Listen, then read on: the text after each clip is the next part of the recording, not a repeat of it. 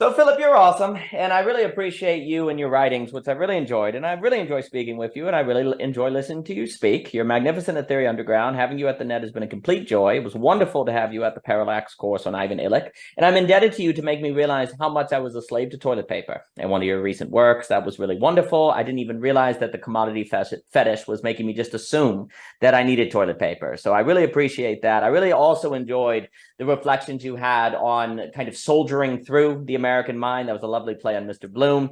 Your work on Hegel was really nice. And I definitely think that sort of way of thinking about reality in terms of paradox, contradiction, being able to accept movement, all of those things is so central. Otherwise, we actually become less able to think beyond toilet paper. So, or other assumptions of daily life. So I appreciate that very much. I also know that you do much in the arts, acting, playwriting, poetry that you shared. I enjoyed that very much. So, Philip, it's good to see you today. What you been thinking about? What you been doing? Good to see you too. Yeah, I was talking about moving kind of from toilet paper to bidets as a way of like getting out of barbarism and the soldering of the American mind. That's very much about taking kind of an Ian McGilchrist left brain, right brain, and focusing on how to requilt the corpus callosum as a bridge during these wacky times.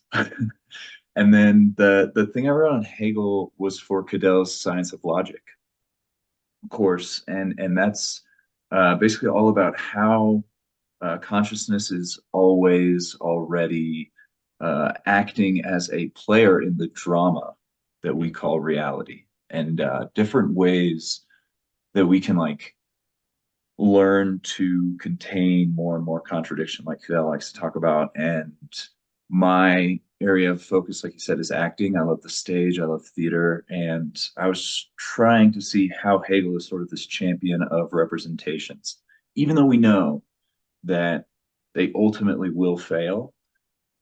We just keep trying to tell stories better and better, and the story you tell can then make a difference in reality. And that's what I love about acting is you have this imaginary set of circumstances that you go through, and the human body is actually impacted by how well you can imagine.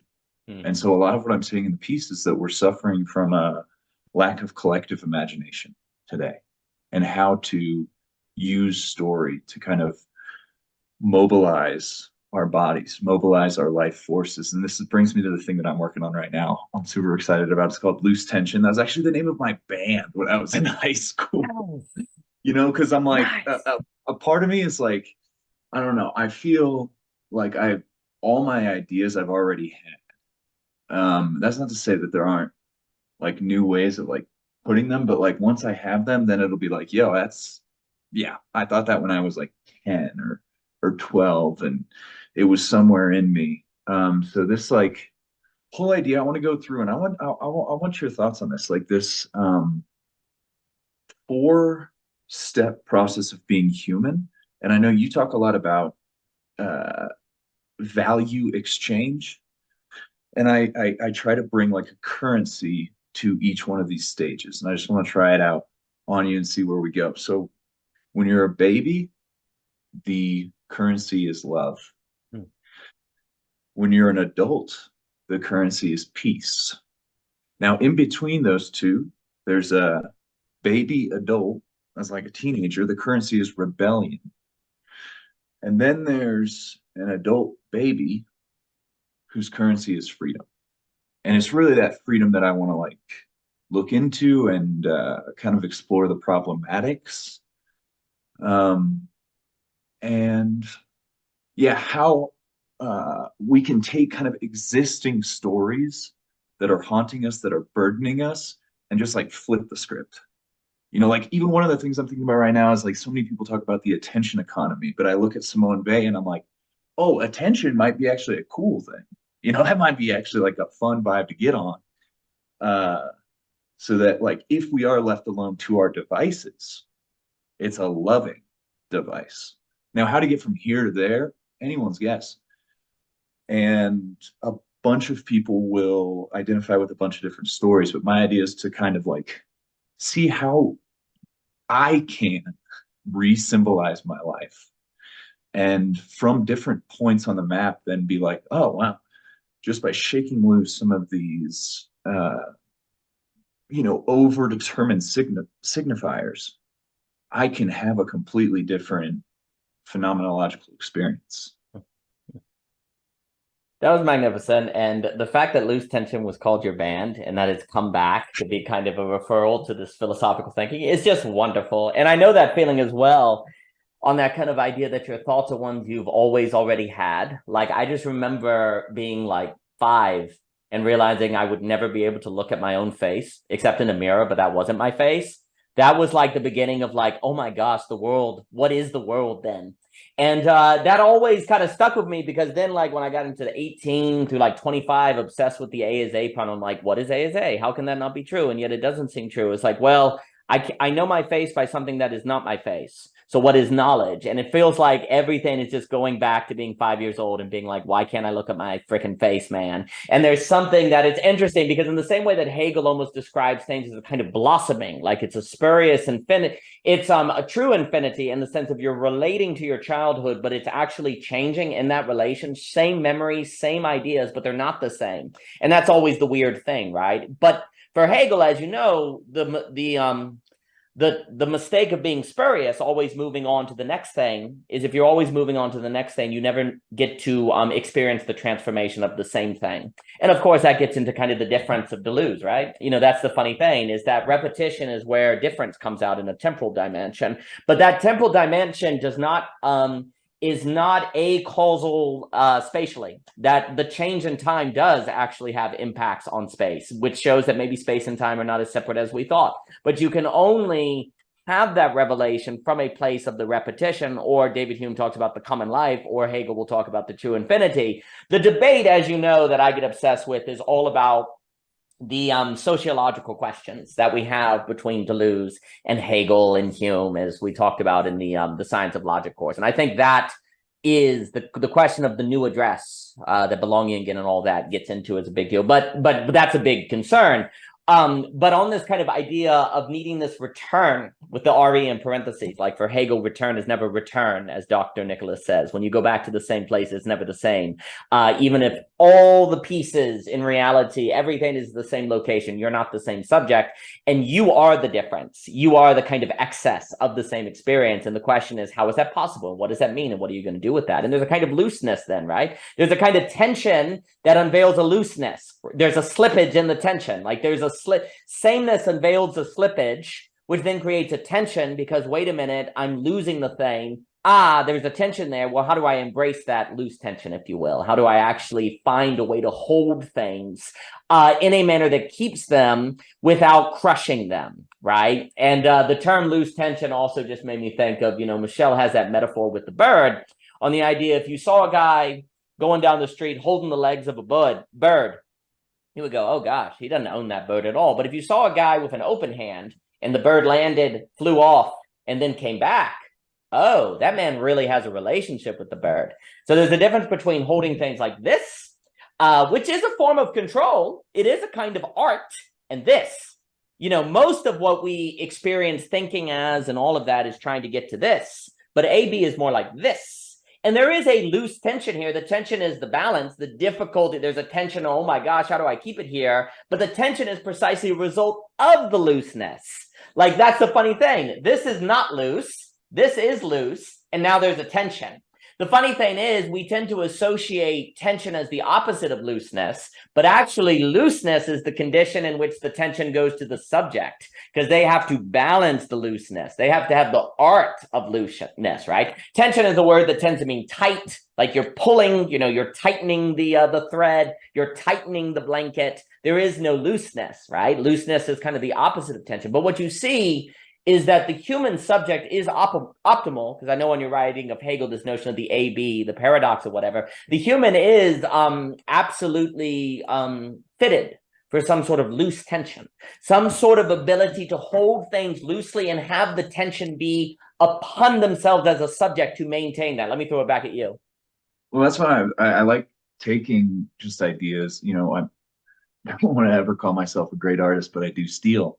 And like, you talk about auto cannibalism, and I'm writing about Cain ableism, right? Cain ableism, this idea of moving out of this auto cannibalistic through sacrifice. Now, sacrifice for me is giving that is acceptable and accepted rather than the shedding of blood.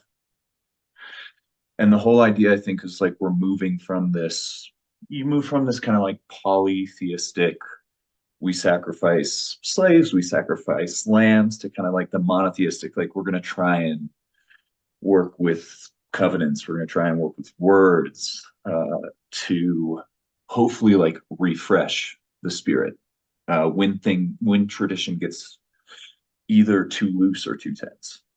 And I think it's like one of the rituals. I told this to, I was raised Catholic, born and raised Catholic. So I told one of my priest friends, I'm a Catholic atheist, kind of borrowing from Zizek. He's like, that's not possible. And I was like, oh, cool. That's what I'm going to do. And one of the things I really like about that is this idea of transformation. Once you say, okay, I am not completely Cain, I am not completely Abel, you enter into like very tricky existential waters, because you're like, well, how do I know if what I'm about to do is going to be acceptable and accepted? And you don't. In a way, there's like a wager, there's a leap. And so what you do to kind of like refresh that part of your being is you go and you take part in a ritual that we call the Eucharist. So there's this miracle that happens, and you are changed because that is changed. And the idea is that that allows you to like get in touch with spiritual or psychic energies that I think have to happen before the body goes through substantial changes. So that you're not just giving lip service, so that you're actually feeling like all the way down to your toes a change in being. And this is your, parentheses, becoming, right? So you're this being, right, who's in this tradition, who is buying into immediate truth apparatuses, but you're also looking for novel combinations. And there isn't any kind of like prescriptive way, which is why I go through the negative singularities. There's only like each person's journey with their relationship to these symbols that can free up restricted, suppressed, repressed life energy. And that's where I go. I go with the threefold structure of Reich, where he says on the top, we have our superficial mask. We're probably artificially polite, but it works. Like we get along in society. Underneath that is the Freudian unconscious. And that's the one that's kind of, often is portrayed in drama. And we can watch it and be like, oh, okay. Soap operas, also like reality TV. And then underneath that is the life force. And so I'm always thinking like I had this crazy thought the other day when I found out about Eritreans. I was like, oh, there's some people who think you could just get all your energy from the sun, because what we're essentially doing is eating like plants. That's just like different forms of sun vehicles to us, right? Animals, just suns. And so within each of our cells, there's this, sun energy. And so how to use the thing that probably got you to restrict it, which is language, to free it up. And the main message I have there is like, don't be afraid. Because you're afraid of that, all those things that like tied you into these knots. And it's like, okay, now that you're there, like the way to untie is through new associations, is through new relations. That's magnificent, and I had not heard about Eritreans. That's amazing. And I will say, I've read about, Michelle was telling you about the idea that it's really, really valuable to step outside and have sunlight hit you before 10 a.m. That's a great way to kind of, and I definitely feel a difference. Now, can I give up food and just have the sunlight hit me? Maybe that's step two. Maybe that's step two. So, I'm ready. But Eritreans is excellent. And it is pretty wild. It does make me think, though, a bit like on this kind of idea. It does speak, though, in the same way we talk about medical nemesis with Ivan Illich. Like, you go outside and you definitely feel the difference, but you don't have studies to show. And people would think you're crazy. And where's like the medical apparatus to approve it? And you can get kind of a scared and be like not trusting your own intuition or trusting your own sense that this is actually good to do. Because, if you tell people and they're like, well, why would you do that? Maybe it's just your subjective opinion, right? Maybe it's where's the authority from it? There's a nakedness that comes from that. And so then people like, well, let me just get a doctor to tell me. But then, of course, as Ivan Illich points out, there might be, not that a given doctor is a bad person, but the medical apparatus tends to confirm things that have been studied. If this has never been studied involving sunlight before 10 a.m., then there won't be data for it. So it'd be unscientific to do it. And then also there might be a bias for the pharmaceutical and medicine, right? Well, this is actually a good case study, I think, of a lot of the stuff you're talking about. Like you have to have the ability. It's based on an experience. Like you've literally done it for weeks and you used to not do it for a long time. It is actually in a very real way empirical. And I think we do a big mistake to only define empirical in terms of authority. What is the authority scientific method? The collective set is empirical. I think also it brings together phenomenology. There are forms of empiricism, it's very interesting. We do have a piece in Reconstructing ASA on how you think empiricism, pragmatism, and phenomenology together. What are the difference? Where are the overlaps, and so on and so forth. But the idea is that you have to have a certain trust of yourself to kind of say, yes, I feel the difference. Yes, I think this does something.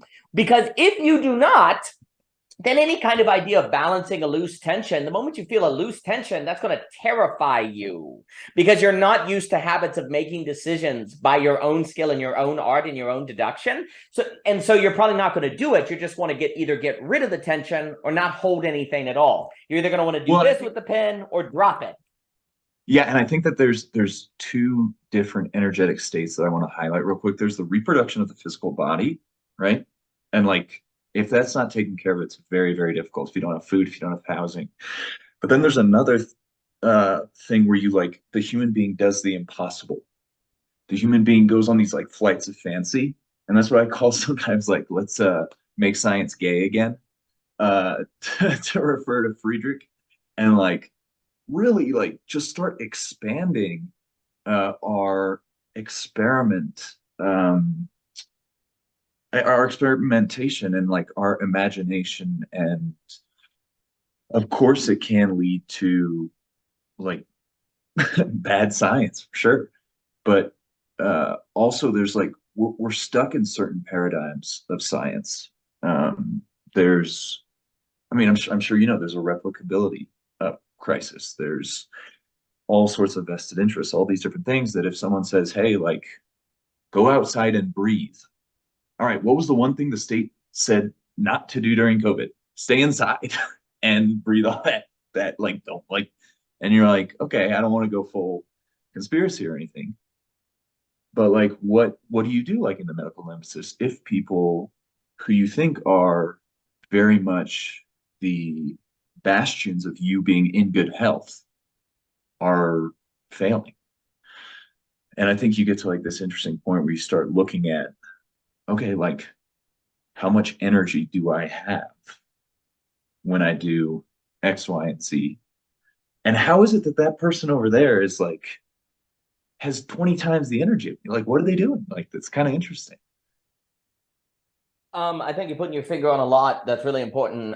First off, yes, the reproduction question is one of the most, I think, an extremely important book is a book called Against Method by Paul Feyerabend. And what he does is he goes through history and he says, hey, guys, we have this kind of idea that science advances by some sort of collective consensus that moves through careful experimentation and so on and so forth. He's Nah, it's due to some crazy guy named Galileo who's going to use like all political influence he can. He's going to fudge the numbers because he believes in what he says. And then later on, science will confirm it, because he makes the point like Galileo was not just opposed by the church. He was opposed by the scientists. Everyone opposed Galileo. And what Paul Feyerabend is trying to get at is that science, it's a myth to think that science advances by some sort of careful consensus where everyone agrees and follows the data. He's like, no, that's not how it works. Now, there's a balance here with thinking what Paul Feyerabend is telling us with Jonathan Rout's Kindly Inquisitor on the necessity of a method by which we can all agree that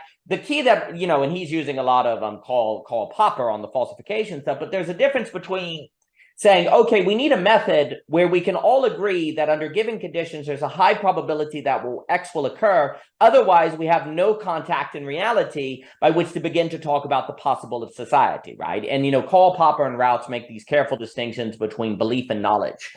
And belief, let's say flat eartherism. You can have a belief of flat eartherism, and it may be true. It may be, you know, it's not that a belief is false. Beliefs could be true. But if you want it to be considered knowledge, there's a certain method it has to go through. Not because knowledge is necessarily more true than belief, but because it's different in epistemological method. And if you want to start talking about what you're going to teach in a school, for example, which is social versus individual, then it has to more so side on the direction of knowledge than belief, because otherwise you're going to get infinite fragmentation, not going to be able to teach anything.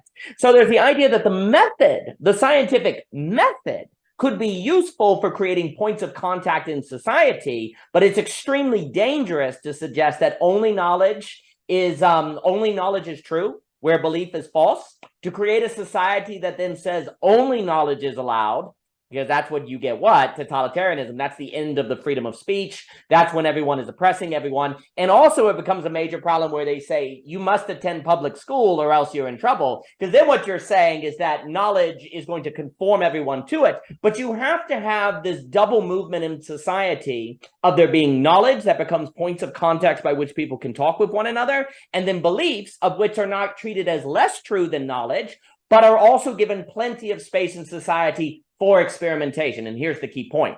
Without belief, knowledge becomes totalitarian every day of the week, because belief is the realm of Galileo. Belief is the realm of the neurodivergence that makes it possible to avoid Nash equilibria. It's the realm of creativity. It's the realm of that crazy guy doing alchemy and theology and also coming up with the Principia called Newton. This is the problem. But if you get rid of belief, you're going to have a Nash equilibrium. You're going to have no Galileos. You're going to have no creativity. And you're going to have this myth that science works because of a giant consensus marching through history. No, that's not how it works. That's how you get a very stagnant system that oppresses everyone.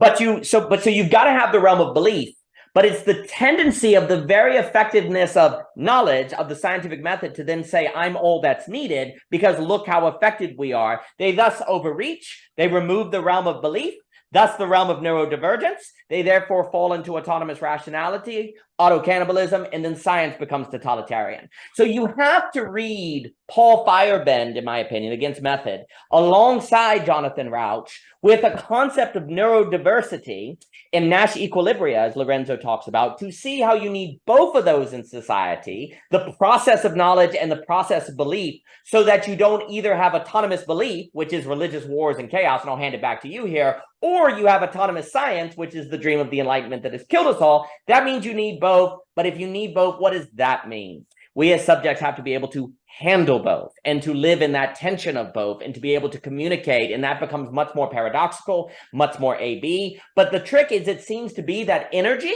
is a result of that very bothness. Energy somehow emerges out of these dialectical relationships. If you get just science, the energy of science dies. It becomes kind of a force of destruction. But then if you have the energy of pure non-rationality, which would be things like intuition or maybe some forms of new age religion and different things, that it doesn't then have to train itself into knowledge, then it also loses energy. It's almost like, let me put it this way, it's almost like you need the bothness because the other is the gem of the other. the fact that science then has to train itself in terms of belief forces it to go to the gym and exercise it, which makes it more alive and energetic. And the fact that belief then has to think in terms of knowledge and interaction with society trains it to get stronger. So there's some sort of gymnasium that almost emerges when you have this bothness that is interacting. Let me throw it back at you. Yeah, and that's what I think turns your life into a work of art. And after that, so much more artistic production gets opened up because you have this overflowing of energy. You let it all go, and then you can like kind of go and refill it, however you do. And I think that, Dostoevsky knew about this with Ivan, with Dmitri and Alyosha when he was talking to the Brothers K. And he would even take characters like Prince Mishkin and try and be like, what happens to these figures? And in Listen, Little Man, Reich says what happens is people kill them. That's what happens. And it's their ideas get thrown in jail, if you will. There's a moral police. There's things that aren't necessarily even moral per se are turned into questions of morality. And then because people would rather get rid of this loose tension by saying, black and white thinking, tribalism, in-out group, there is no way of really even talking about it. It's actually difficult to talk about because it might not even be possible to talk about given the parameters that we're using language in today. That it would take you would have to be like, okay, that question you just asked me, do you have 4.5 hours for us to talk about it? And they're like, dude, I'm just trying to get a Snickers, and it's like, you do that enough times and you forget that is possible. It just goes off the radar. And so someone comes back and reintroduces it, and you're just like, I don't know. I can only pay attention for 4 minutes, and then I have to go back to my armoring.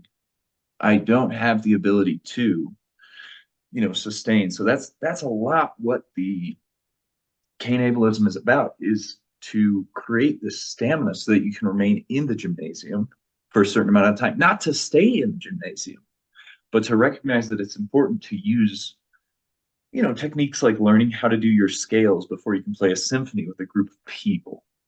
And so the idea is you don't just show up and be like, oh yeah, here's an instrument, I'll just improvise a bunch. No, you go and you do a bunch of work. And then you kind of are with the other people. And I think one of the key things, and I'm not 100% sold on the whole death drive and life drive, what they're saying. I know that this is something Freud comes out. I know that Zizek and the folks, they'll call it an excess instead of whatever. My whole idea is I feel sometimes what's going on is a self-envy, an envy as a thief of joy. We're stealing joy from ourselves. And this has been so obvious to so many people. And at the same time, completely oblivious to other people. And this, I think, what do you think that's about? What, these people that are just man, I'm surprised I'm so miserable all the time. And you're like, oh, well, it might be capitalism. It might be the Jews, whatever you want to say. And then those get taken away and they're like, I'm still miserable. Not recognizing oh, maybe you can, if you get to a certain level of energy, if you get to a certain, connection with your community, if you get to a certain view of what's happening in the world, because you're telling yourself different stories, you might have a completely different phenomenological experience. Mm-hmm. Excellent. And I wanted to note also when you mentioned Simone Weil, I think the difference is between getting attention and giving attention. And the attentionalist economy can be a lot about getting attention, which then requires no energy of you. And it's also more of I'm being praised versus learning the art through the gymnasium, how to give attention. And that seems, and look, the online, just because you're online or on YouTube or whatever, doesn't mean you're necessarily getting attention, because the very YouTube can be the opportunity to form relations with people of whom you can give attention.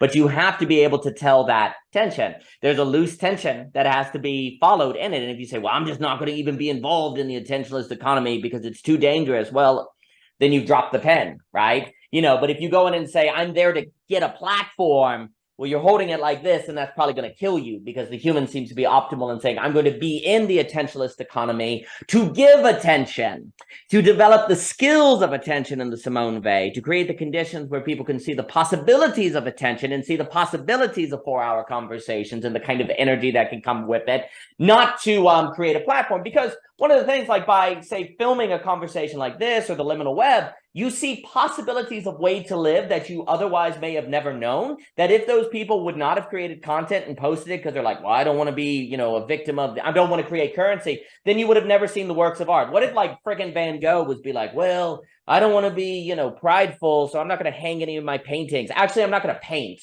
That's the ultimate way you can make sure you don't have any pride, right? Like, this tension has always existed. Yeah, exactly. That would never exist if, like, our dear Van Gogh was too concerned about creating content to boost his ego, right? But so not creating content is not the way. The question is the holding of the content. And I think there's a difference basically between content and works of art.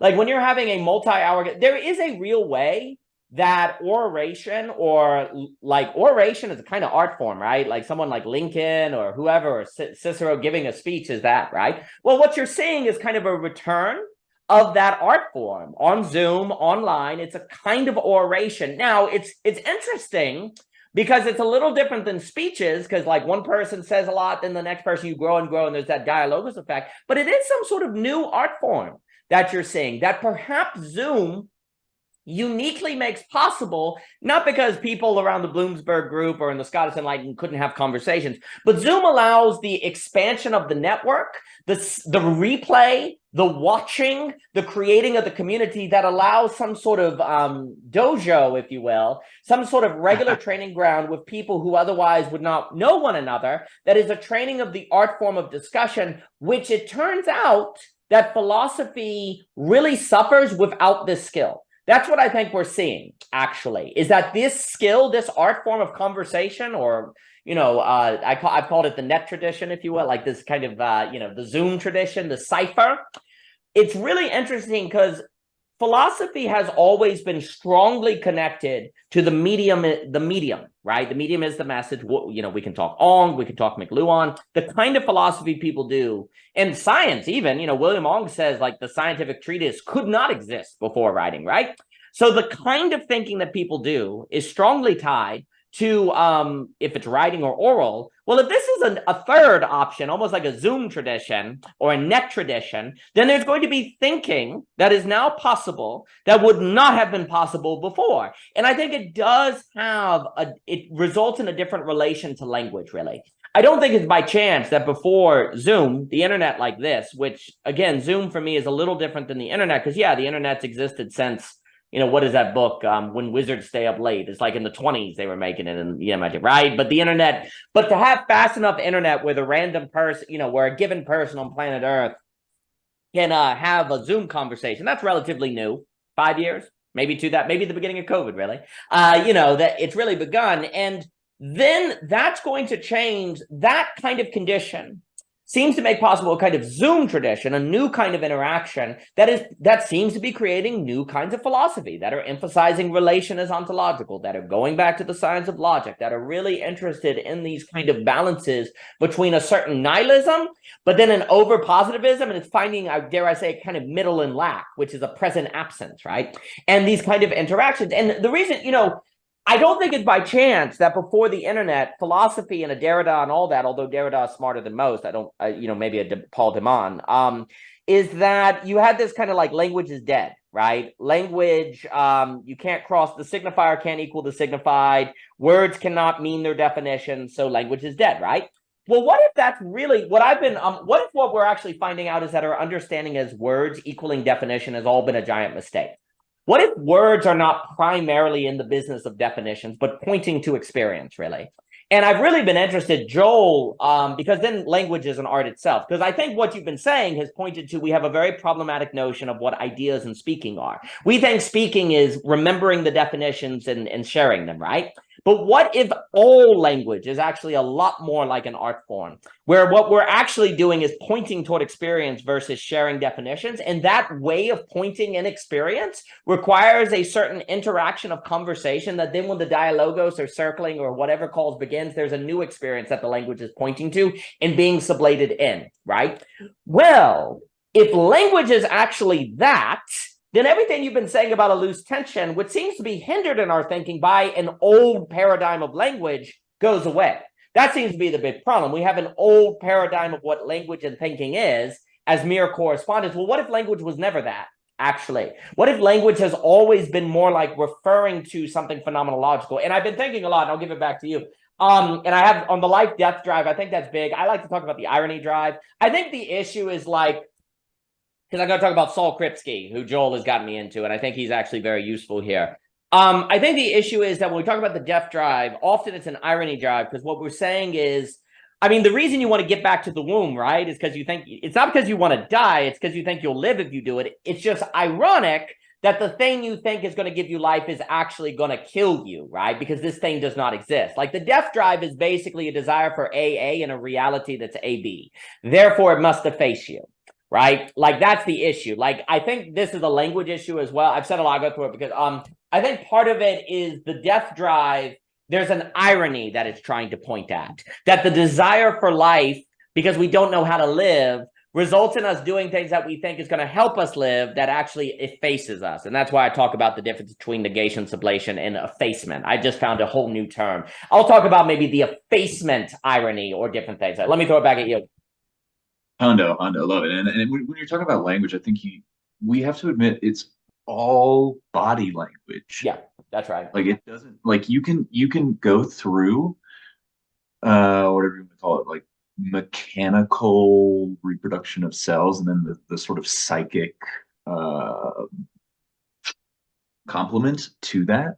You can do the mind-body dualism. I know it's not that like simple and clear cut, but I think that's actually like a good way of returning to unity. And a lot of the mental illness that we're seeing today is in proliferation of this disunity of people just being like, my hand and my mouth, Yep. They don't feel like me. They keep doing these things that I would never do.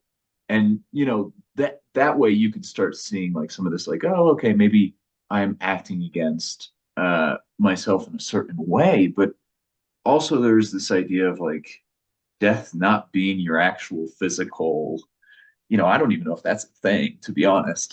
But like just the idea of like you were once a boy, you were once not a father, you have gone through all these different things, and on a very, very small level, our cells are dying and coming back all the time.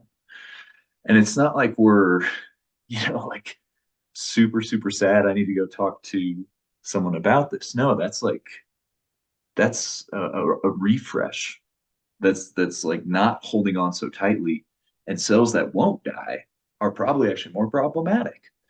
And so some of this is like one of the cool things with even the word, it's an apt word, Zoom, is with these conversations, we can take the camera and play with how close or how far away from the thing we are, without being physically in the same space, but also not being on the phone. There's that like kind of different, mediated immediacy that I think is really lively. And I think it is birthing a new language. And I think part of it is like finding, just like Van Gogh, and all the great artists, a way of like letting something speak through you, so that you're like, okay, this is not me trying to somehow get some kind of like intellectual property that I profit off of, but rather to be in a space where kind of like an anti-personal message can come out. And you have this kind of like gestalt thing where enough people are doing that, all of a sudden something comes out. And then I think it becomes about like, what do you do once that happens, right? Because there's so much talk about like, oh, we need to move from this sort of like repressed, blocked state to a more free state. It's like, okay, cool, you did it. You're now free. You're no longer repressed. Now, what do you do with your life? Like, what do you do with your day? What are your routines? What are your habits, and how are you with other people? Because that, I think, is like the sort of day in, day out food that like we're looking for more and more like nutritious ways of living. And if someone is like, well, the worst thing you can do is look at your screen all day, and someone else is like, dog, I'm on Zoom, like talking to cool people and doing interesting things, and we're gonna meet up later in person. Well, is the screen really that bad then? Excellent. A bunch of things. I love what you said. First off, we have to be with technology. It will simply not do to say technology good, bad. We have to look at the dynamics of it. There's in my world, there is an insane difference between Twitter, Instagram, Facebook, and Zoom. Like, it's not even close. And there's also your like little details as well, like the camera versus holding to head, or like walking around with a phone, or scattered conversation. Zoom has a very, very different dynamic than, say, a phone 20 years ago, than a cell phone, than using Zoom to simply have a business meeting versus Zoom to have a conversation of intrinsically motivated people. We have to look at technology in different conditions and different ways that it does things. And it simply will not suffice to say that the screen is good or bad. It depends. Basically, if you want to say, I love, Neil Postman, I think it's at the end of education. He's like, the educated man is the one who knows to say it depends.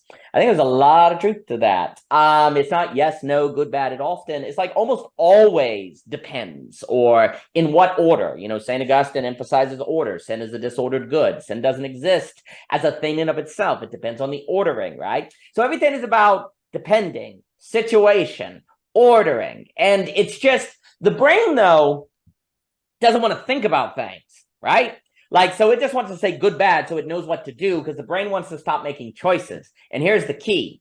The ability to make choices is tied to the ability to have energy. But choices is terrifying. So we don't like making choices. Well, then we don't like having energy. And the key irony, also, I wanted to say, Layman Pascal once used the phrase, he said, we need to learn to have nutritious experiences. I really like that phrase, because I think it's what you were getting at, the ability to make experience itself nutritious.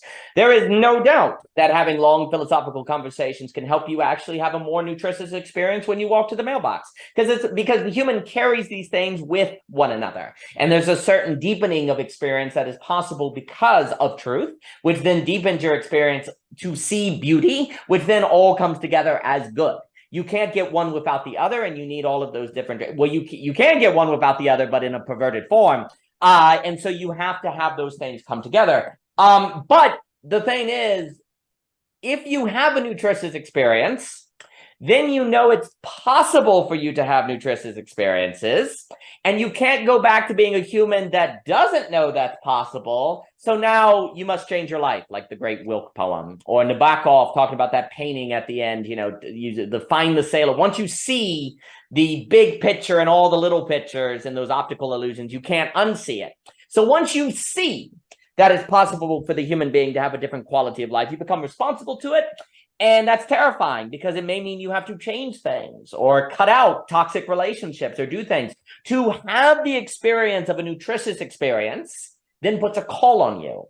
It means you have to do things differently. It means you have to prioritize things differently. So what now, huh?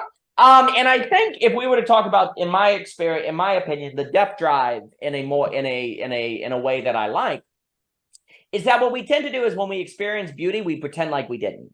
When we experience an alternative way of life, we tend to act like we did not, because it calls too much on us. There is a self-deception. There's a denial. Because here's the thing. When you experience the possibility of a new way of living, it requires a whole lot of energy to lean into that, to give into that, But isn't that the same as going to the gym for the first time? Like when you haven't been going to the gym and then you go to the gym, it really sucks. But then after a few weeks, you get to the place where you what? Look forward to it. Can't imagine not doing it. Want to do it, right? But that initial week, that's the tough stuff, right? Well, it's actually no different to moving to more nutritious living. The first week, if you will, is really, really hard. And then when you have that conversation where people are like, hey, you're going to the gym too much, or what are you trying to do? You're trying to impress people, or like, why are you having these long Zoom? You hit that negativity. Then if the first time you hit the negativity of the other, that tends to be when people can fall away. Or when they just look around, it's like, what's even the point anyway? Because they don't see it's too difficult. They question themselves, and then you stop going to the gym. Then you stop doing the Zoom conversations. But the more times you're able to say, no, I believe in this, when the person doubts it or when you doubt yourself, then the better you get at doing it automatically. And now you've moved to auto mastery, which is the negation sublation of the automatic. But the brain... to talk about the death drive, in my opinion, is to talk about how the brain is automatically and naturally toward AA, against all of these things, immediately responding to the feeling of this sucks with don't do. Because if you think about it, that's rational. When you start experiencing a nutritious way to live and it sucks or it's difficult, what's the rational way to respond to that? To stop. Okay.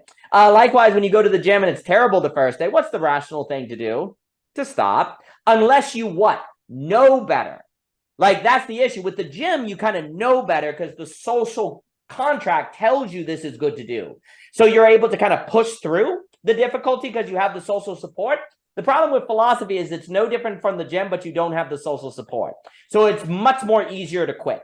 It's much the same with art, right? Like all of these things metaphorically are very similar to the gym, but they're different from the gym, the actual gym, in the sense that they don't have the same social confirmation that you should see through that initial negativity or that you should work through the negativity. So you're stuck with your own rationality, your own decision-making when you encounter the negativity, and what the rational thing seems to be to do is to stop. So most people stop, and then they can't have nutritious experience. And then I'll give it back to you. The last thing I'll say, I think the irony. So to me, the fundamental irony that all human beings naturally have, that you could even talk about fallenness or total depravity. And this is kind of how I like to think about it. Although the phrase total depravity no longer means what it once did in Calvin. I believe for him, it was the total depravity of the will, not the intellect.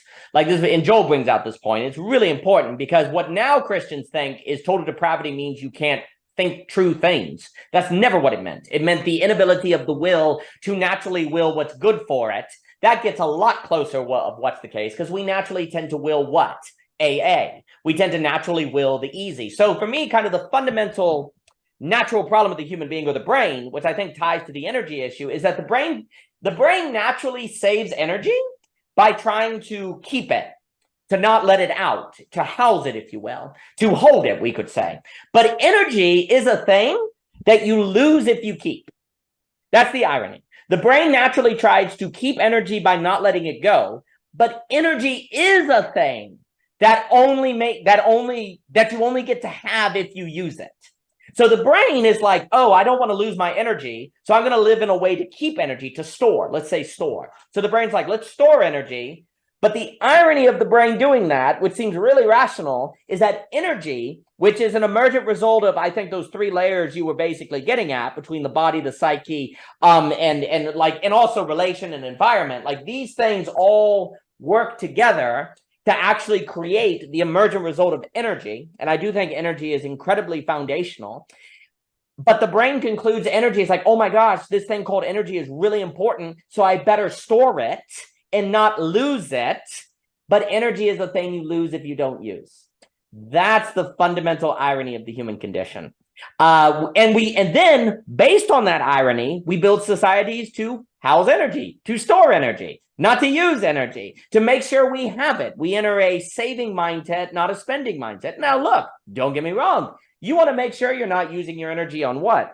Non-nutritious experiences. You know, we're not saying that spending money frivolously is what you want to do. That's when you end up in maybe modern monetary theory or something like that. I'm not sure. But there's also a danger in saying savings is a virtue. You know, Keynes is quite clear in the general theory that there's such thing as a vice saver. right? So likewise, there's a vice store. The question is spending on what is an investment. Likewise, using energy on what is a nutritious experience. Oh, now you have to make choices. Now you have to be discerning. Now you have to tell those difference, and then you have a role. Let me give it back to you. Well, and if you realize you're in a society where the default mode for the children is to turn them into a standing reserve for industrial production, something along these lines, arbitrary, well, not arbitrary, but measures that, seem to have lived past their expiration date. You start to be like, okay, so like, are we dooming our children to these energetic deadlocks by what we're teaching them? I mean, by even what, Sapolsky talks about, like, while you're still in the womb, there's things happening, and how is the relationship between the adults and what are they telling the kids with their body language? How crazy must it be to be a child who grew up seeing their parents maybe going to church on the daily, seeing their parents maybe being surrounded by their entire family on the daily, to their parents looking at their phone every single minute every day. They're going to be like, what is that? What's going on there? And I know you don't have a cell phone, but and that's cool. That's cool. It's gonna play with consciousness in a very different way. But like, how does that affect like energy? If you're like, okay, I'm going to this thing to get energy, and all it does is suck energy, and we have to tell like ourselves different stories. The thing that comes to mind is like, in our minds, if we have a temple and a marketplace, right? And you try and get the people who are seeking to gain interest by lending money out of the temple, because it's like there's nothing wrong with you per se, but that's a marketplace activity. Well, how do you draw lines if you're in this moment where it's like, well, drawing lines will either make you like an oppressive fundamentalist.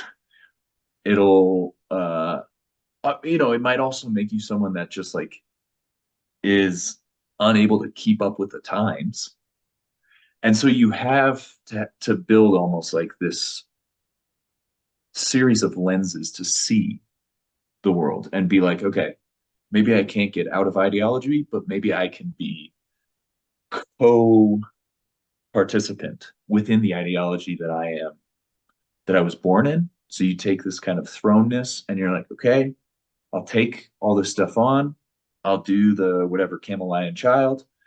And then I get to this point where I'm like, now how does this energy interact with the zombies, the bureaucratic, Kafkaesque nightmare that we're still in? And it there's just no, like, I don't think anyone's going to come along and be like, just like this.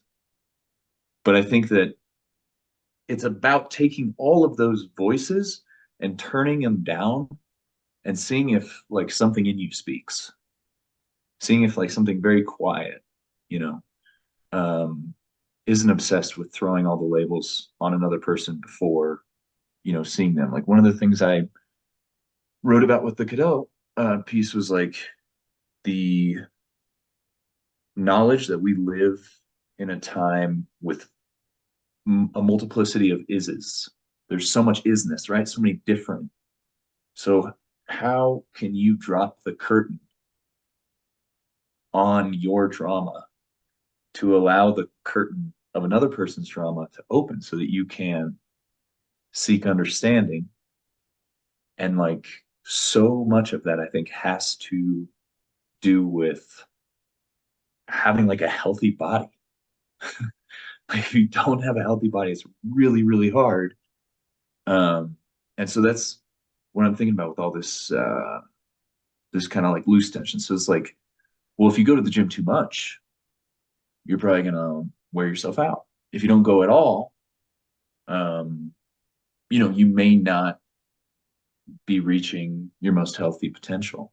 And it's not necessarily like you got to go like sling steel or whatever. It's just like move around a little bit, be in a body. And then how, do you kind of then see like, oh, more and more alienated and more embodied at the same time. And that to me is very interesting soil that I think can like spring forth new life. Completely. I think it is a mistake to say that the brain is the mind. It's more like the mind is the body. The brain wouldn't even be alive, or all of its inputs and data comes from a symphony of the touch. You know, the other problem is it's just very difficult not to prioritize sight at the expense of hearing or taste or touch or different things, which then makes the mind, to us metaphorically, a receiving of things you see, as opposed to experiences you undergo. And once you make that mistake, you're just one step away from saying mind equals brain, at which point you're a head on the stick, even if you say you know otherwise. And that gets into the great personal knowledge of Michel Planier, who I adore, talking about tactile knowledge, Crawford's soulcraft is shopcraft. You can even, I guess, bring in Zen and motorcycle making. And this is all very true. Like, this gets to Hume as well, because Hume's like, tell me about an apple without ever seeing or experiencing one. Go on. Like, it is not possible to engage in anything close to knowledge or belief or data or whatever without sensual experience. And this would suggest that the body is, as an entirety, what makes thinking possible, right? It's probably the case that if it's healthy, it's better at that, right? I think that's pretty fair to say, right? We know that if your brain gets in an injury, there are literally thoughts you can't think. One thinks of Oliver Sacks, or the wife who mistook his man as a hat, like the way the brain operates in different things, right? Well, okay. So is the brain connected to like the blood in your body? Does it have something to do with your spine? Yeah. Okay, well, it's not so crazy to think then that your entire body is somehow participating in the act of experience, because the brain doesn't just think. This is also a massive mistake. When we talk about the brain, we say thinking. The brain doesn't just think. The brain also, let's stop thinking for a minute. My brain didn't blow up, actually. It did not turn off in that moment when I had a thoughtless experience that I call perception. The brain also has memories. It also feels like your brain does not just think. It does many things, which would also suggest that thinking is never just thinking, per se. Thinking is always an emergent result of the sum of all the things that you, as the body, as the thing that is not also reducible to the body, that is Daniel, in some sort of A-B concert with itself, that then is called a thought. And that's all well and good if we don't then make the modern mistake of associating thought with stuff like mathematics and numbers and purely abstract entities. Well, or definitions. Once we do that, then we ignore the body. And when we ignore the body, we then ignore the possibility of perhaps thinking according to a new horizon or quality or category or so on and so forth. So I really appreciate everything you were saying. And it does bring, also, I wanted to know, we were talking about exchange earlier. One of the reasons why the Zoom seems very interesting is it's a new kind of exchange, is it not? It thinks of Koratani, Structures of World History, that they were talking about, which was wonderful. Michelle Bowen's got me on to Mr. Koratani, and I appreciate it. It's like the way that a people exchange is a really, really big indication of the quality of the society. Do we exchange with one another simply in terms of money and prices? Do we exchange each other in terms of gifts and conversations, relationships? Well, before people are trained in, say, 4-hour conversations, then the very kind of conversational exchange is limited in what it could be, right? So the ability to train people, which seems to be uniquely possible thanks to Zoom, because Zoom also seems to train the brain to be more capable of this kind of thing, that would also introduce new modes of exchange or quality of exchange, which would then, I think, work on what constituted the means of production, which would work on the exchange back and forth. I know, there's the whole value form, labor theory debate. I'm always very interested how, like, Marx in chapter 1 defines labor distinct from work relative to what has social use value. Well, social use value as inherent to labor is very interesting, because that automatically means that we're talking about exchange, right? What is the social but exchange? This is really tricky. It's like he always describes labor in chapter 1 as a quantifier, as a depositor, as a crystal. Labor is according to which the people quantify value, and thus it is practically the source of value because it makes value intelligible. But the way that labor is even itself as distinct from work is because it has social use value and therefore fits into a mode of exchange. That's why I like to talk about like the situational theory of value or situational value. And look, when Marx is writing, the reason he situates it right at the beginning in capitalism is because, well, everything is freaking capitalist, right? So it makes sense that in capitalism you talk about at that time labor as the source of value because practically speaking it was. But now we talk about, you know, freaking cloud capital, right? As I guess the techno-feudalism guy talks about. So what you see is, I do think it's important to see value as distinct from labor in the sense that what constitutes value can change through history.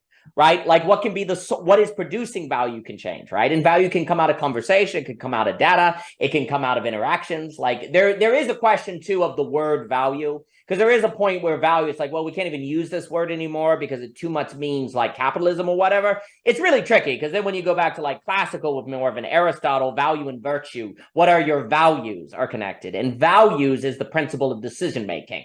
Not the principle of exchange, but of course exchange is possible because people make decisions that they then exchange, right? So it all gets really tricky. A new word might be needed, but if we think of value as virtue, well then capitalism to tie labor to value means it makes labor a what? A virtue. It then becomes ethical to engage in the means of production and exchange. And that's what you were saying earlier, right? Like the system then creates an ethic where it's not merely an option, it becomes like the transcendent order by which you do things. So that's the problem, is that under capitalism, it is very natural for capital to make value equal labor, virtue equals labor, therefore doing labor. And by the way, labor is defined as distinct from work according to what has social use value. Well, now what is ethical is what's participating in the social use value, which the people in power decide. So, you know, there's, you know, this is where we have to have that space outside of labor, ergo shadow work, ergo work. It's no different than the space outside of knowledge called belief. You have to have these differences or otherwise the energy system breaks down. There's more to say. I'll give it back to you. But the last thing I'll say, I think what you're seeing here, you know how they have breadboards? And the thing, and Haven was working on, you know, if one piece is off in the breadboard, the light switch doesn't come on, right? I'm starting to think that the metaphoric way to think about energy for the human being is like a breadboard. It's very difficult to find the language because you're like, system. Well, that's dangerous. A breadboard, it's like the human, the subject ourselves, we are the moving part in the breadboard. And where we are positioned on the breadboard determines if there's energy or not. And when we're rightly positioned on the breadboard of life, of the world, if you will, then we have intrinsic motivation because we become a system that our energy is able to recreate itself. It's able to have nutritious experience, which expires the energy that then makes us have more nutritious experience, and it goes back and forth, right? So the question is the following: how do we complete the breadboard? Well, the weird thing is it seems to have something to come to terms with lack. We as a subject put ourselves in it's as if our relation to the das Ding and the other is precisely to position ourselves in facing the real, ergo courage, which is in positioning ourselves on the breadboard to make intrinsic motivation, right? So this is what it all seems to come down to. Life is a breadboard. The piece that is in the wrong place is us. And the question is, where do we go to make the energy? And it seems to be lack. It seems to be in the kind of the place of the AD. It seems to be in the place of facing difficulty. And that lack, that psychoanalytical lack, then creates the system. And that's where we were talking about the other day at the net on like bringing Deleuze and Lacan together. I mean, what ends up happening is like when you're a child, you have Deleuzian energy creating connections. It's like let's put it this way. When you're a kid, it does seem like you're in the right place of the breadboard, right? It does seem like you create energy and you're experimenting. But then you encounter the other, who is distinct from your mother in that they become the das Ding and they create anxiety. Well, now you move out of place in the breadboard because they were like judging you for being in it. So you move out. Well, now the energy is gone, right? Well, the only way to get back into the breadboard is to face the das Ding and to not be afraid of it and to go back. It's like, no, I'm going to go back to being childlike in the Nietzschean sense, the good way. And so you go back to the place in light of the das Ding. Not like Richard Boothby talks about das Ding as the other, the kind of interiority of the other that you cannot judge. So when we're kids, we don't know about that interiority, if you will. And you know, it's innocent, we don't have that. But as you get older, You encounter that in territory as a Das Ding. You know that the mother is the first other, to use like a Neon Genesis Evangelion term, because that show is nuts. So the mother is the first other, but they're not the first Das Ding until later. Like there's a point later, and it's usually like a friend that's actually the first Das Ding, or the dad. The dad can be the phallic as the Das Ding, right? But once you encounter the Das Ding, you tend to naturally move out of position in the breadboard, and now the energy's gone, and now you're susceptible. You've lost the intrinsic motivation, right? Well, now you have to get back to the right position in the Das Ding. Well, now the Das Ding is what knocked you out of the right position, right? So there's only way to get back in the right. There's only one way to get back in the right position, which is to face the Das Ding, to face the other, to face the real. So then if you can do that, you return to something like Deleuzian motivation, but it has gone through the purgatory of lack. It has gone through the work of the Das Ding. So now you've returned to something that's more like intrinsic motivation, something that's more like the child, because you kind of earn childhood now, as opposed to just kind of being birthed with it. And so all of this then is how we have to face this as the human being to be in the right position in the breadboard that is life, so that we have this energy creating system. So back to you. Isn't that a lot to do with memory? When you're a child, Yes. you're still forming your memories, right? Because a lot of what I'm talking about has to do with whether or not you think you have the energy to get back on the tightrope. Yes. That is the breadboard, right? And on some level, I think that's like the height of humility, is just being like, I don't know if I have the energy or not, but I'm going to go for it. I almost feel like pride sometimes is like an excess of energetic anxiety. Ooh, what about me? What about me? What if I can't make it like on this thing? So I'm just going to stay in this vortex for the rest of my life, which is well and good, until you find out that like people in these vortices try to pull other people in. They generally don't leave them alone. And there is something about this difference between like an inner radiance that's going out and an inner hollowness that is like, I must fill this up. And this is something I've gone through so much in my own life. Like I've been hooked on gambling. I was like a competitive eater for a while. I was like almost a professional tennis player. Like I've like all these things that are just like go go go go go go go go go. And I got to this point where it switched kind of to reading, and that's what I'm on right now. And it's interesting to admit, like, I'm never gonna feel like I've read enough. Um, and at the same time, like, I feel full after like 2 hours, and I'm like looking at myself and I'm like, okay, well, like, are there some people that read 4 hours a day? And I've met these people. It's really cool to see them. And they're basically just doing things kind of like with themselves and not, like really, really broadcasting it all like all those other reward seeking behavior. And I think a lot of it comes from what Weil talks about with affliction being like physical anguish, psychic or soul in distress, and some kind of debasement socially. So to be like, okay, have all of us been through that?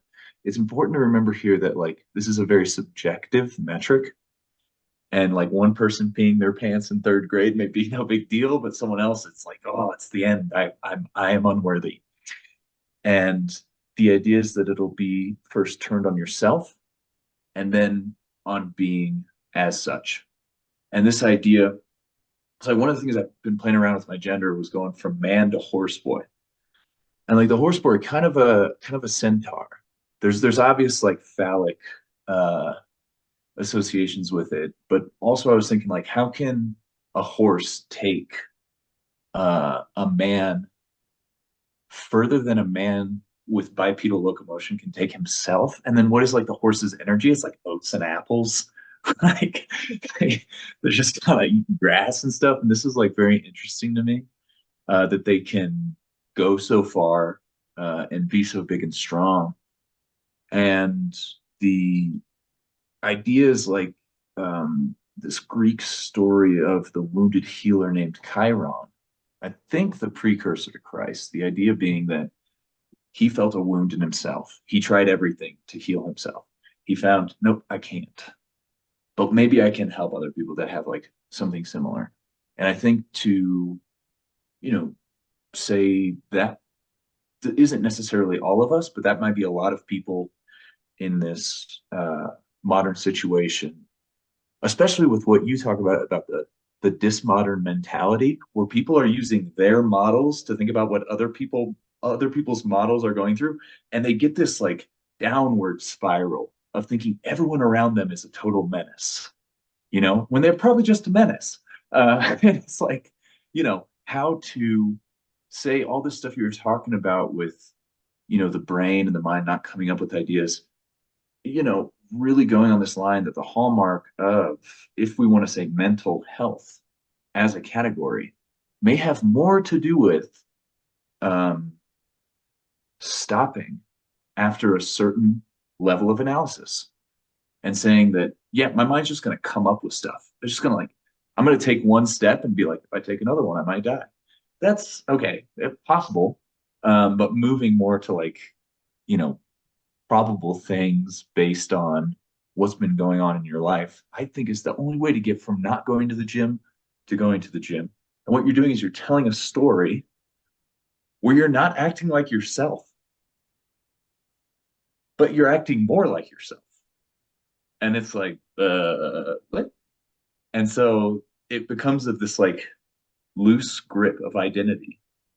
If you're in a time that's hyper focused on images and all this stuff, and just being like, we talked about this the other day, how it's a little bit less like you kind of sitting at the edge of a cliff being like, who am I? And just being like, okay, what am I? And how do I kind of to use your term, self-forget, so that I can be more with other people? Because the thing that seems to be sucking all my energy is being with myself all the time. But if someone's with themselves all the time and they don't know how to be with other people, it's just like this cycle that goes on ad nauseum. And I think that there's got to be almost like an electrical car, like these charging stations, that you're like, oh, okay, so I spend 3 hours talking, thinking with someone, and that's going to make me more energized. And right before it happens, because you just came from work, you're like, oh, I don't know. It's like, no, you just keep on these experiments and just keep asking some way, somehow, can I have enough energy to do something that I feel is impossible? And then I think as a collective, once we, I don't know, and it could probably go both ways. We can take a look at our overall use of energy and how we're dealing with the earth, and being like, yeah, some of these are actually legitimate things to be anxious about, because I just think they're not super well thought through. Outstanding. So a few things come to mind. First off, there's something about acting, that is to say, I can make choices that are not reducible to cause and effect, my immediate environment, and that I can actually choose to act as if I'm a sailor when I'm clearly just a guy in a red vest on a Zoom call. Acting is a claim of freedom, right?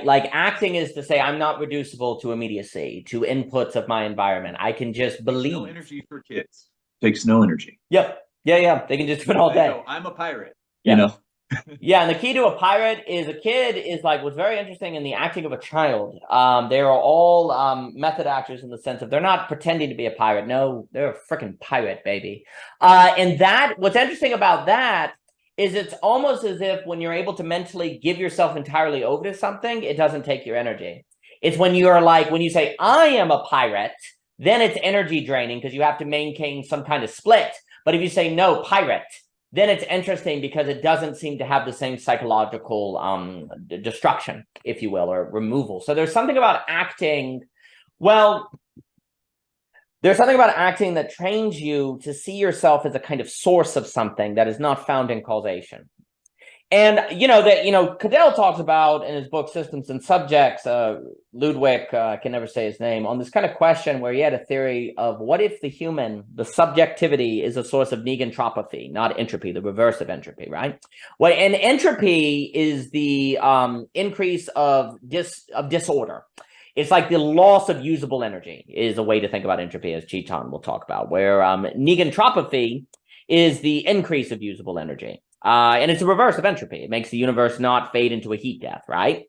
So the question is the following. Is the human being somehow negentropic in the right breadboard conditions? Because I will also note, if this is true, let's say the human is somehow negentropic as a subject, or could be. It seems like it's up to us.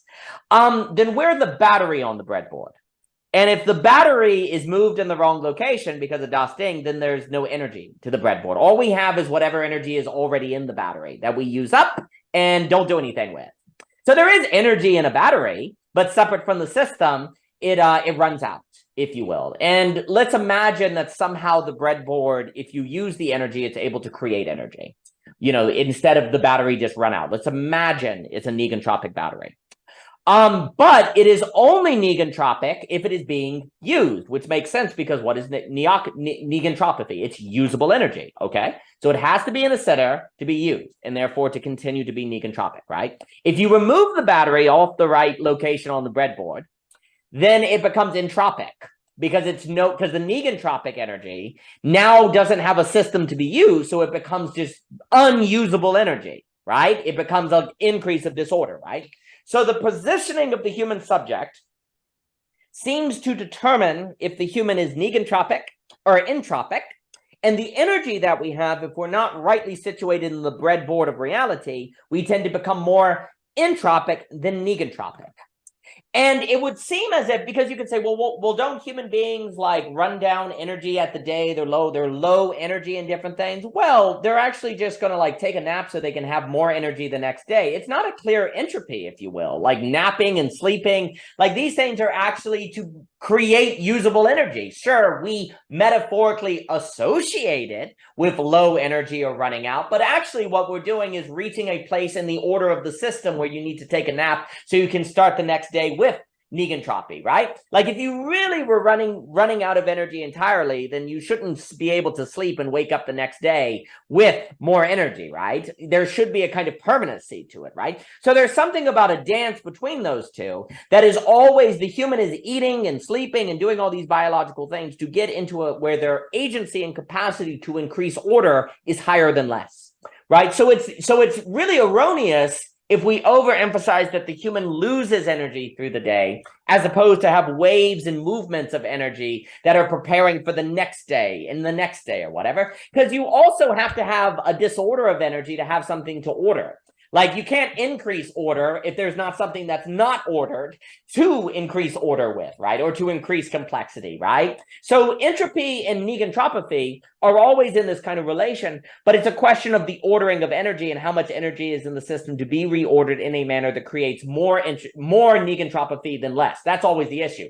Like negentropy, the increase of order always has to be done in a way to increase negentropy, right? Not to increase entropy. So there is a re-energizing of energy that has to occur, right? And it's as if psychic energy or thinking is precisely the management of the location of subjectivity in the system. So the negentropy is creating more negentropy. And it has something to do with positioning ourselves on a breadboard of relations, of which we're scared of mostly because of the other as das Ding. But if it's as if the lack that human beings have is precisely a kind of river hole, as Cadell has put it, or an apophatic opening out of which negentropy comes, but that negentropy only comes in relation to another lack that then becomes an opening in the relational space between us that has it's like the wires on the breadboard. It's as if the relationship are the wires on the breadboard that then turn those energy sources into energizing something, right? So without relations, you don't have any wires on the breadboard. So the energy just heads toward entropy because you're not connected to use the negentropy. And so it's all about keeping it moving. It's all about the dance. It's all about keeping the things moving. And you basically have to act like You have energy. You have to basically be an actor of negentropy. You have to look around and say, I don't see it in negentropy, but I'm going to act like I have it. I'm going to be an actor that believes in its possibility. I'm going to act like I, as a subject, am in a play called Reality as Breadboard, and I'm going to position myself and act that role in other people, and thus it becomes real. Because everything we're saying is basically a kind of script, right? This whole conversation could be a script of a play that is imaginary. All right, we'll go act. Let's see. You could literally act in a manner that makes it thus. So this is the breadboard play, and we all get to be actors to decide if we actually believe that the human lack is negentropic when wired up through relation with the other, and then that's up to us to make those choices to do those different things. Let me throw it back at you. And that's what C.S. Lewis says: if you want to be a good husband, act like one. Yeah. It's like this is the way. Yeah, and act negentropic. Yeah. Act negentropic, right? And I think a part of me thinks I want to take, the thing you say we want to get out of this automatism and say that the highest form of negentropy, or however you say that word is It's that really I can tricky. think of. I struggle with it all the time. So it's good. Automatic auto mastery. This leads to some kind of autonomy. This is some kind of Jungian individuation where each time, you come to this point where you say, okay, yes, I'm severed from the lost object. Instead of a certain type of oceanic, I'm taking another certain type of oceanic. I'm in that flow. Now I am a wave. I am moving through life, surfing, and like both fully not worrying, like not being at the existential depth of like how could I ever have an immediate truth apparatus, but also not being in like the house built on the sands of tradition. So it's this dance. We're like these dancers. We probably should just dance more. And that actually was like a thing people used to do a lot more. I mean, maybe still people do. And like it's like in a way that's what sport is. In a way that's what a lot of the things we're doing here is this idea of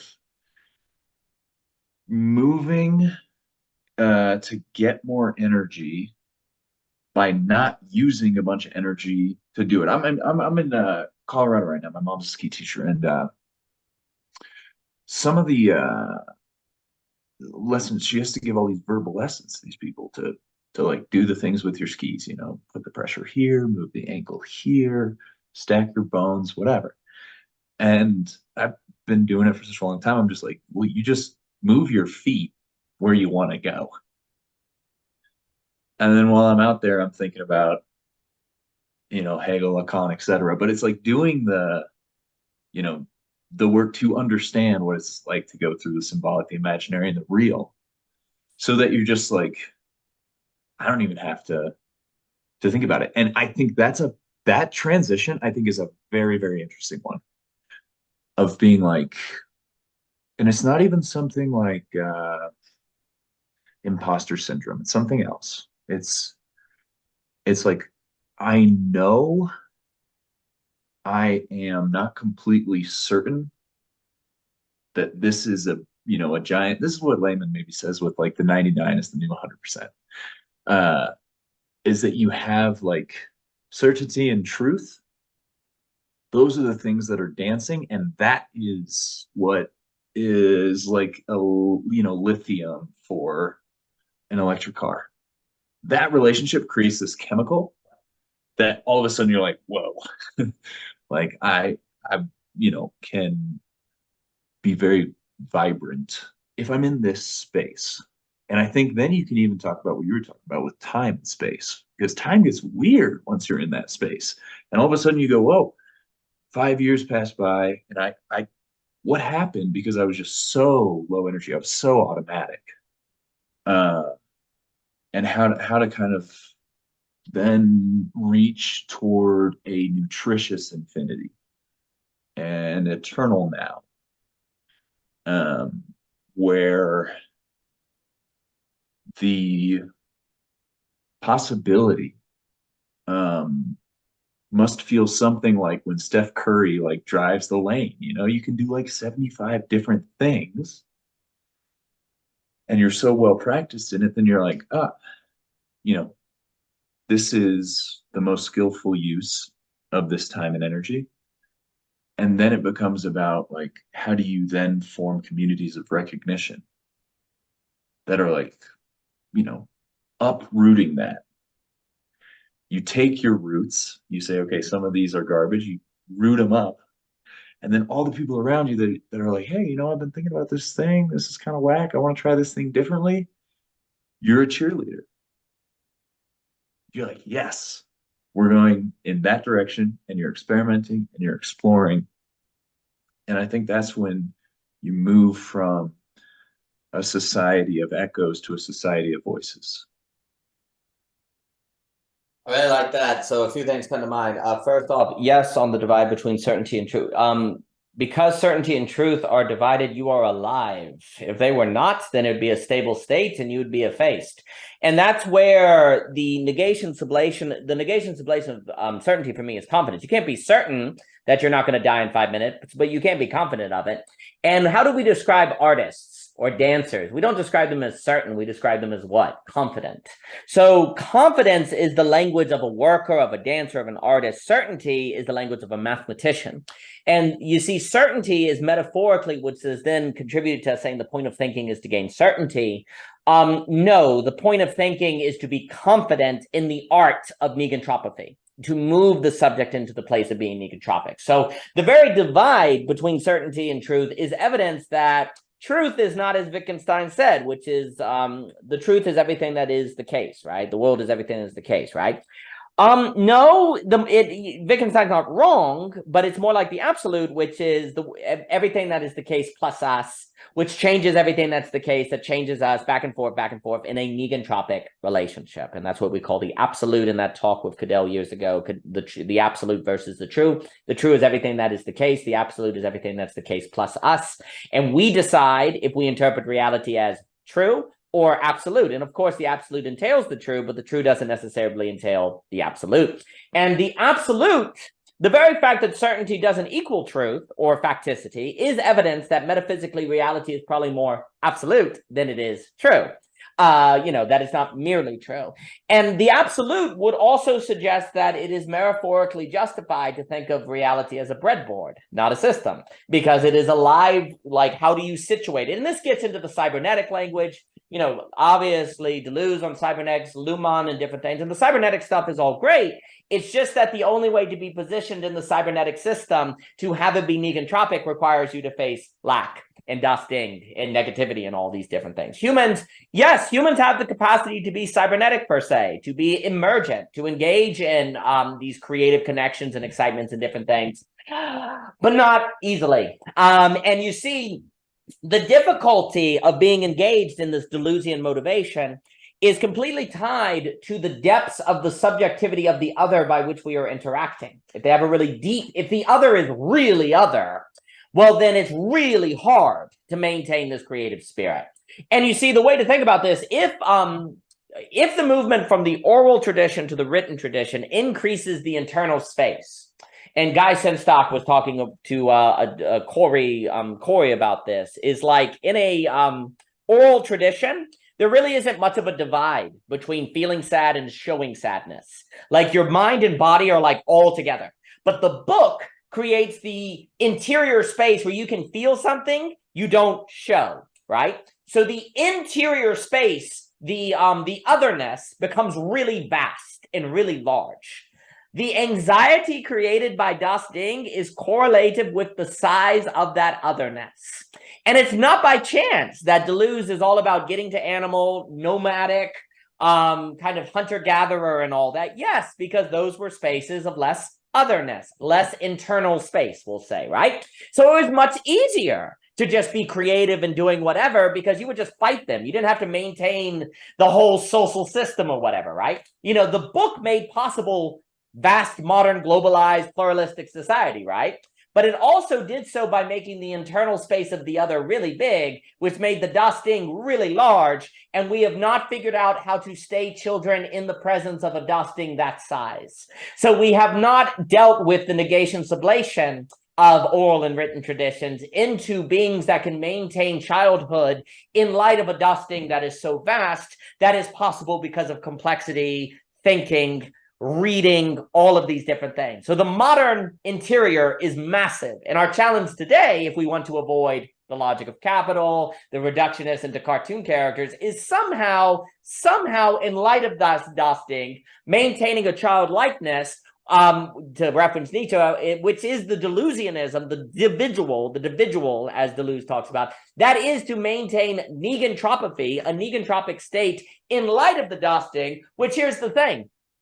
That size of anotherness allows complexity and thought and philosophy that never before was possible. Hunter-gatherers could not invent the internet, right? Hunter-gatherers could not create these giant systems. So we today can create systems of complexity and thought that were not possible with hunter-gatherers, but at the price of creating a very vast dusting in the other that then makes us turn away when we experience that anxiety from the Deleuzian motivation or childlikeness to then becoming entropic, to then becoming cut off.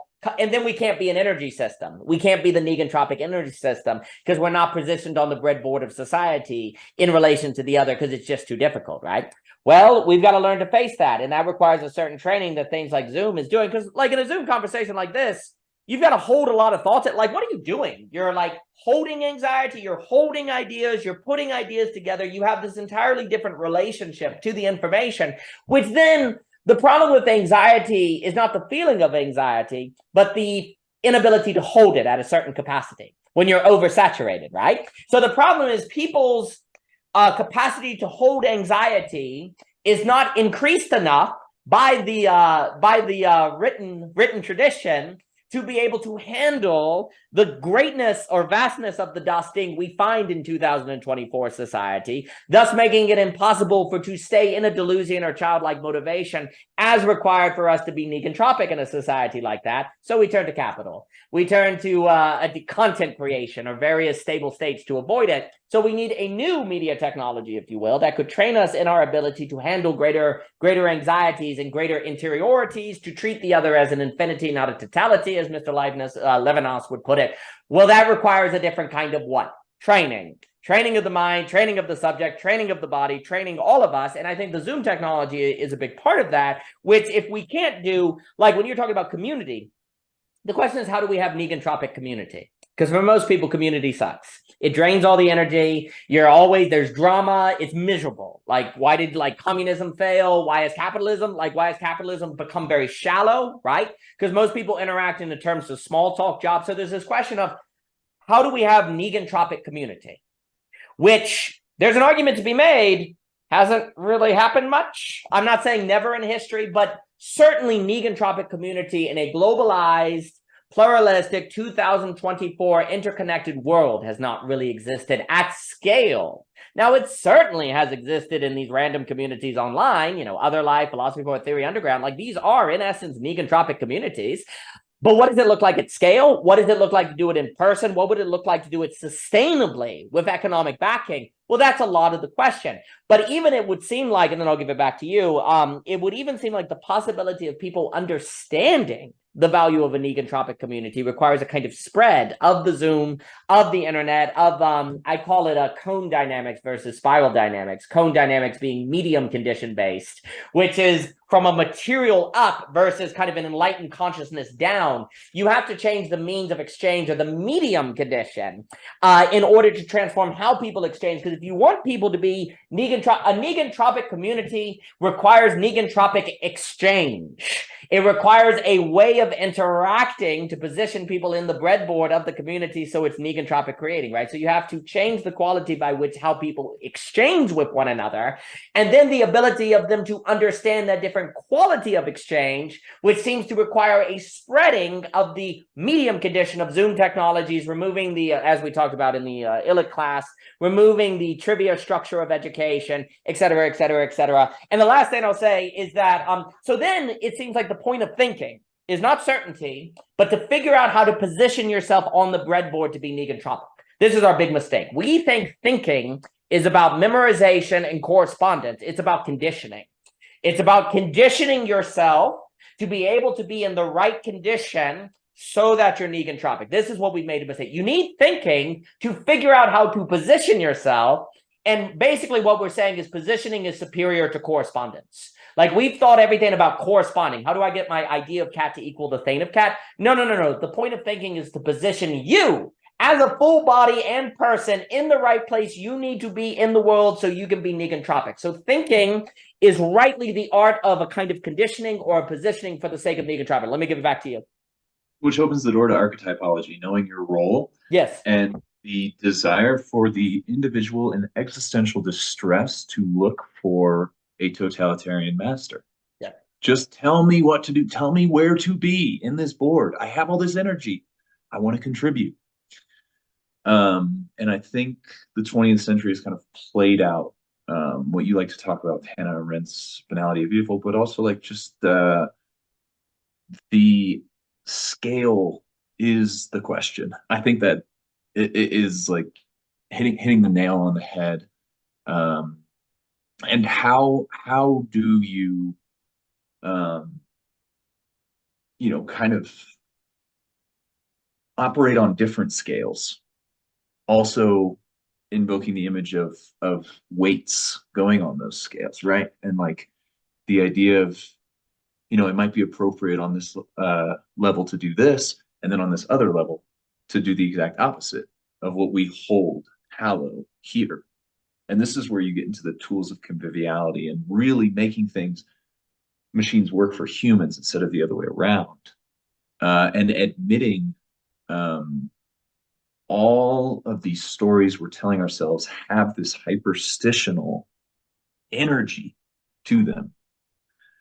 And it's not always as it appears, because the way we interpret it is even based on stories that, are based on stories, and like really, really taking the time to do that. I remember this one time I was talking to my mom about some gender, and I was like, Mom, here's what we got to do. I think all the guys just have to go to a monastery and they got to figure something out, and just like, we just got to go away for a little bit. And she was like, oh, and leave the women to do all the work? Really? You think that's the best idea you got? And I was like, yo, Mom, you're actually right. So it has to be actually more like someone who is able to access the solitude and the quietude of a monk within society, the Jivamukta, the guy who is like so not worried about a certain repetition, a certain reproduction of his energy, that he's like, I can just give. And, on some level, I think sometimes what we're talking about is like a fear of death. And to overcome that in, the current like medical paradigm, what Christopher Lasch will talk about, like the kind of obsession with youth, kind of a youth versus a wisdom worshiping culture. I think the soon potential would be to change some of that, like right there, to say, we have the opportunity to reach people that we couldn't have reached before, to prevent them being 75 years old and still, either still in the youth worshiping paradigm, or like, oh, now I'm just redundant and disposable. And being like, no, wait, like maybe you have a lot to teach us, or maybe you have like very, very little, but you can at least like be around and support. Because I think we're getting into like really interesting territory with birth rates as far as like taking care of the young and taking care of the old goes. And a lot of that has to do with how we see older people. Just because you can't help me in the market because you have no idea where technology is going to take jobs in the next 15, 20 years, and that used to be your role. Now your role is XYZ, and that could be like an upward cone.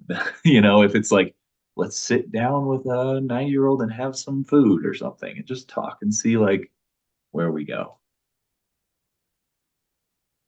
Outstanding. And my beloved Philip, I fear I have like 10 minutes because I have to run to work. Well, I have to run to an obligation, but this has been absolutely delightful. So a few things come to mind. First, I think it's very important to realize that we are at a place where we can think of the human being as primarily trying to be negentropic because of a history where people did isolate themselves in a temple and did certain thinking and ideas and so on and so forth. But it would be overfitting to continue that model. Also, we have to realize that many philosophers, if you will, had to do that because of logistical realities in the past. Like they had to kind of isolate to be able to focus on their work or to have enough time to write with a pencil, a frickin' pencil, their ideas and to access it. Like think how difficult it was to get a book, let alone many books, to then read and to have the time. So there was a logistical reality in history that created an impression that isolation equals philosophy and enlightened, right? This was a necessary historical step to get us to the place where you could have that mode in community. So it's not that it was wrong, but that it was necessary given logistical realities that are no longer the case thanks to the internet. And thanks to the internet, it could be possible to have negentropic community in a new quality that was not so possible then, due to the logistical reality. So, and look, we were talking earlier about stepping outside, having the sunlight, having the experience. When you have a real conversation, it feels negentropic. We should take that seriously. Flow, time speeds up, hours go by, you feel like you could go forever. The very interaction of a conversation, when you're in an athletic event, right? And it's really going, it doesn't feel entropic. It does not feel entropic. It feels negentropic. Well, this would mean the human being, under certain conditions, with certain trainings and certain openness, is capable of negentropy, not entropy. And that would also seem like it has to be the case. It would seem like it has to be the case that there's negentropy in the system, or else we would have all died at the Big Bang, right? Like you wouldn't have increasing complexity. You wouldn't have transcendental emergentism, as Alon and Barr talk about. Like you see cities, you see growing complexity, right? Well, okay, let's say that all of the universe is entropic. Clearly, the human subject is able to create complexity then. All right, so maybe the human entails some sort of lack that through thinking, we can increase negentropy, right? You know, they used to talk about the soul, right? It's almost like the soul is the place of negentropy. It's the opening, the lack, the apophatic opening by which complexity comes into being and there's increased energy. And so, you know, the other thing I wanted to say, you were talking about anxiety. I think anxiety is entropy is actually the very negentropy of human beings that's forced into entropy because we're not connected on the breadboard. Psychic energy destroys you because it is the negentropy that's going to cause you to blow up, basically, like the character in the fountain, like I was saying with Cadell the other day, when the trees blow out of him because he gets the tree of life and he turns into a plant or whatever. Like all of the like mental illness, in my opinion, is very often a result of the negentropic energy that is not able through the wiring of relation to connect with the breadboard of reality to then be a source of negentropy. So the negentropy that's stuck inside of you has basically two choices: destroy you to escape and get out in the universe, which then means you die, or two, to die, to become entropy.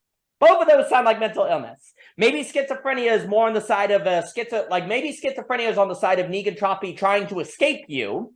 Like there's probably different mental, or the split personality. It's like the negentropy is creating many personalities. It's creating things because it's trying to have new energy, where things like depression are negentropy becoming entropy because it can't find the breadboard to then get energized. So it moves in the direction of effacement, right?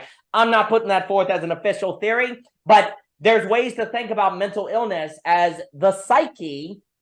The human mind seems to be the source of negentropy somehow, and if it doesn't get, if it doesn't get put in the breadboard through relations that are the wiring, ergo the community, then it either tries to explode out of you by driving you crazy, or it tries to go away and kill itself into entropy. Maybe that's what's going on. I definitely think there's some connection with those things. I also wanted to know, I mentioned Kimsky so many times with Saul, like what he points out, because the bastion that's getting in the way of all this is basically the correspondence theory of language or ideas, right? And what Kimsky says, and Joel talks about him all the time, is that words are not definitions, dang it.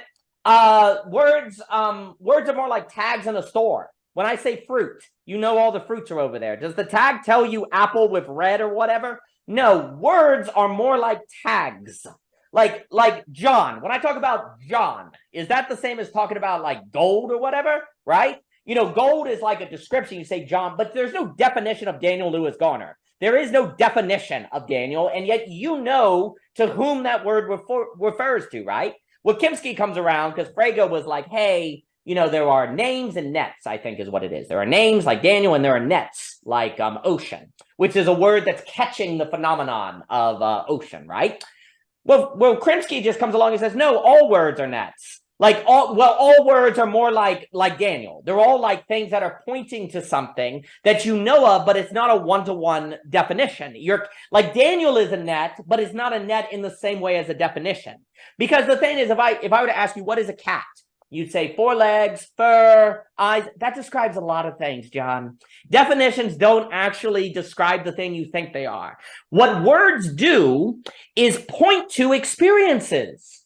They're not definitions. Words are pointing to a world you live in, which means they're pointing to relationships. So to use language well is to trace out relationships, to paint things like a Zoom conversation. Like this conversation is not an exchange of definitions. It's a tracing out and pointing to a quality of experience. And what we're trying to do, and once you get that, then all thoughts are that, all words are that, everything the human being does is pointing to a way of life, not an abstract definition. Well, if it's a way of life, it's an art of living, as Mr. Illich would say. And the question is, how do we get a better quality of that? Well, the art of living is fundamentally Negentropic. And I think basically also this helps us point at the kind of issue of like, there's always this hesitancy to tell everyone how they should live their life, right? You were kind of getting at it earlier. We don't want to have a top-down model. Well, the universal prescription I would put out for the new address is everyone needs to be Negentropic. The particular application by which they would like to go about that, feel free. We need Negentropic economists, Negentropic artists, Negentropic everyone, right? This is a universal prescription that is not trying to conform everyone into a particular identity, right? It is a saying, how do we create more energy in the system so that particular people in their particular condition that are more in a place to judge what is needed for that particular condition are more enabled to do so because they have the time, energy, Negentropy to do so, right? So the general macro address is the Negentropic condition or situation that then creates more energy for particular fitting responses. And this is how you start bringing together Reich, von Mises with some of the top down, like how do you bring these things together? Well, the other key is, you mentioned this earlier, we're all very concerned about identity. What Joel pointed out with Kimsky is there is no identity, there's only description. Words are not definitions, they're only descriptions. The word cat is a description. It is not a definition. That's how you get over all the postmodern signifier signified things, right? That's what Kimsky's coming around using Wittgenstein. It's like, you don't have to have the signifier cross the signified because there's only the description of which is apprehended via memory. And so this also, I didn't get it. You brought up memory and I was going to say Bergson with Deleuze and everything. So everything is description, and that description is apprehended and known because of the body. Not the abstract reasoning of the mind. So to the degree we phenomenologically experience ourselves in the world is to the degree we can use language more like what it actually is, and that's more like poetry. And that's what Heidegger understood, that language is more fundamentally poetry than it is words, right? Well, yes, that's what Kimsky's getting at. Life thinking is more of the body than it is numbers and different things. And I think once we get all this, and then I will have to run because this has been too much fun. Once we understand all of this, thinking is about positioning and conditioning, and it brings to mind, like, in the same way, what beauty, the showing, it's like where Elizabeth Gilbert in the East Love, you know, that book, talking about the Ole. When you see the bullfighter and they're magnificent, people say what? Ole, and what they're saying is God, spirit. There it is. Ole is a moment, a glimmer of eternity, a glimmer of the Negentropic, and the human being is supposed to live their life in a manner where more of it is a great ole that is seen in community where people say ole, we say ole back, and this is the Negentropic system that makes it possible for us to say ole regarding the entire world. Philip, I've enjoyed this. This has been really fun. We'll have to do it again. Thank you for your time, sir. Thank you so much. That was a blast. This was a blast. I'm sorry to have to run, but I've enjoyed it, Philip. Thank you for your time, sir. You have a wonderful day. Thank you. You too. All the best, my friend. All the best.